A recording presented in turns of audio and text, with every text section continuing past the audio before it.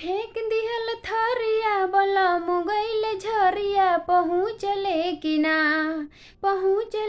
ना उठे जिया में लहरिया पहुँचले कि ना उठे जिया में लहरिया पहुँचले कि ना। सुननी की झरिया में कोयला कटाला पिया रहलन गोर होके अइले करिया। सुननी की झरिया में कोयला कटाला पिया रहलन गोर होके अइले करिया। फेंक दिहल थरिया बलम गइले झरिया पहुँचले